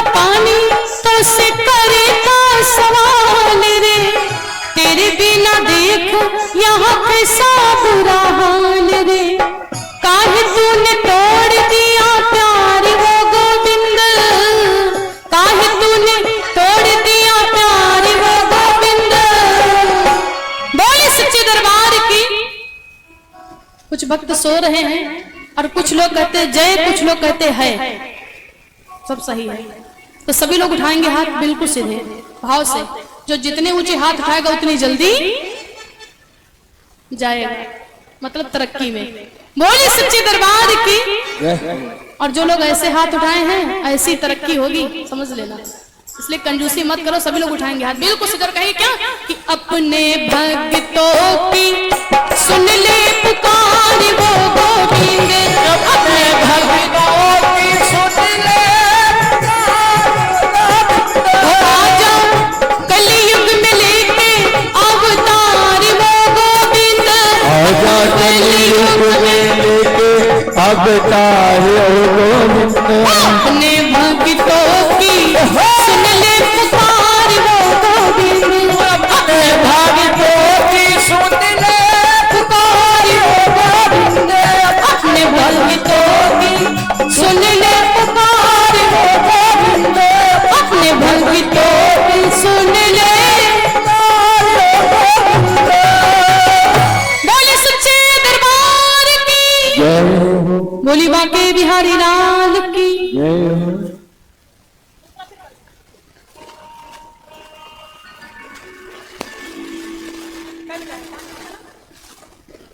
बोली सच्चे दरबार की। दूसरा कर दो।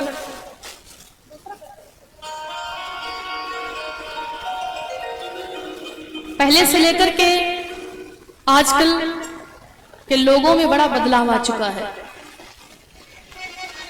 पहले की द्रौपदियां साड़ी पहनती थी और आजकल की द्रौपदी जो होती वो साड़ी पहनना पसंद नहीं करती, जीन्स और टॉप पहनती हैं। तो अगर उनकी लाज जाए, भगवान बांके बिहारी बचाना भी चाहे तो नहीं बचा सकते हैं। पहनावा चेंज हो गया। पहले के लोग देहात में तो खैर अभी ये पद्धत बची है, लेकिन शहर में तो बिल्कुल नहीं है। क्यों? अगर पढ़ी लिखी समाज में कोई बाबा जाए, दादा जाए और किसी से कह दे भैया जय राम, जय राम कर दे तो लोग हंस लेते हैं। अगर पढ़ी लिखी लखनऊ में बोल दे जय राम तो लोग हंस लेते हैं। भगवान का नाम लेने में भी उनको हंसी आने लगी, शर्म आने लगी। क्या कहते हैं भैया कितने पुराने ख्याल के आदमी हैं, जय राम करते हैं। जय राम को छोड़ करके आज के लोग क्या करते हैं, गुड मॉर्निंग, गुड मॉर्निंग करने लगे हैं। रात में गुड नाइट करने लगे। अरे क्या मतलब है गुड मॉर्निंग गुड नाइट का? और यहां तक सीमित नहीं, बहुत लोग तो आजकल कहते हैं हाय, गुड मॉर्निंग तक नहीं, हाय आना है। हम भी कॉलेज जाते, हमारी भी जो सहेलियां हैं वो हमसे कहती हाय, हम कहते हाय पाए हमसे भैया ना किया करो। हाय का मतलब क्या है? हाय का मतलब हम तो भाई यही अर्थ निकालते कि तुम्हारी भी जिंदगी हाय हाय और हमारी भी जिंदगी हाय हाय। ना तुम कुछ हासिल कर पा रही ना मैं कुछ हासिल कर पा रही। हाय को छोड़ करके, गुड मॉर्निंग को छोड़ करके राधे राधे बोलने की आदत बना लो। राधे राधे बोलो, राम राम बोलो। बोली सच्चे दरबार की। बोली वृंदावन बिहारी लाल की। और भैया हमारे जो लोग दान करते हैं, आप एक लोग पेन कॉपी लेकर के बैठ जाए, नोट हो जाया करें, फिर बोल दिया करें हमने इसमें। बोली सच्चे दरबार की। नारद जी ये सब बताते हैं और जैसे माता पार्वती ने ये सब सुना तो मैया बड़ी प्रसन्न हुई और मैया तुरंत भगवान शिव को पाने के लिए विपिन में गई हैं और भगवान शिव को पाने के लिए घोर तप करने लगी। उर्धर उमावा प्राणपत चरना, उर्धर उमा प्राणपति चरना, हर उमा प्राणपति चरना।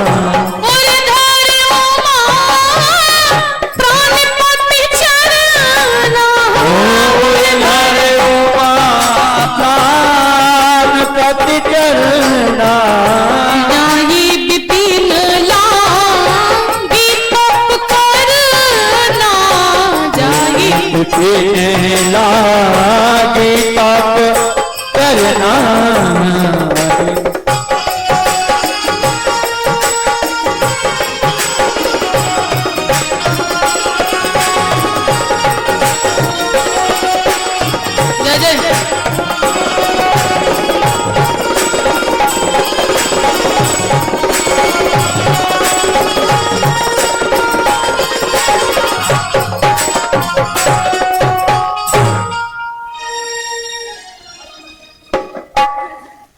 बोली सच्चे दरबार की। उर धरि उमा प्राणपति चरना, जाय विपिन लागी तप करना। पार्वती माता गई हैं विपिन में और भगवान शिव को पाने के लिए घोर तप करने लगी। मैया इतना घोर तप करती भगवान शिव को पाने के लिए। इसके आगे की जो भी कथा है, रात्रि के वेला में भगवान भूत भावन भोलेनाथ जी के विवाह की कथा होगी, जो अनेके दूल्हे की अनोखी बारात। जब भगवान की बारात पहुंच गई ना महाराज हिमाचल के महलों में, तो वहां के नर नारी गाते, ऐसी बारात नहीं देखी अभी तक जिया हुए धक्का धक। माताओं के ये भजन पसंद है, गाती हैं ये लोग। तो भगवान की कैसे भोले बाबा की बारात, बाबा के बारात में कौन कौन भूत प्रेत गए थे, जो भी कथा है आप लोग रात्रि की बेला में श्रवण करेंगे। आइए आरती की व्यवस्था कर ले, एक भजन और उसके बाद में फिर भगवान की पावन आरती। बोली सच्चे दरबार की।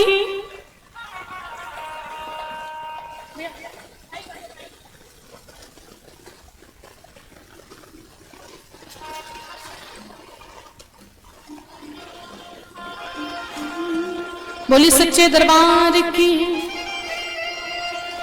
आप पिया इन नैनन में, आप पिया इन नैनन, मैं पलक ढाक तो हेलूं, ना मैं देखूं मेरे को नात है देखन दूं। अब किस्मत के हाथ है इस बंधन की लाज, और मैंने तो मन लिख दिया सांवरिया के नाम। जब से राधा श्याम के नैन हुए हैं चार, और श्याम बनी है राधिके, राधा बन गई श्याम। तो बड़ा विचित्र भजन सभी लोग मैं चाहूंगी गाएंगे और कहेंगे क्या, सांसों की माला पे, सांसों की माला पे सिमरू में सीताराम। सांसों की माला पे सिमरू में सीताराम। सांसों की माला में सिमरों में टीकारा, सांसों की माला में सिमरों में टीकारा। अपने मन की मैं जानूं और तुम्हारे मन की राम, अपने मन की मैं जानूं और तुम्हारे मन की राम। सांसों की माला पे, सांसों की माला पे, माला पे माला पे, सांसों की माला पे सिमरू में, सिमरू में, सिमरू में सीताराम। सांसों माला में सिमरों में टीकारा।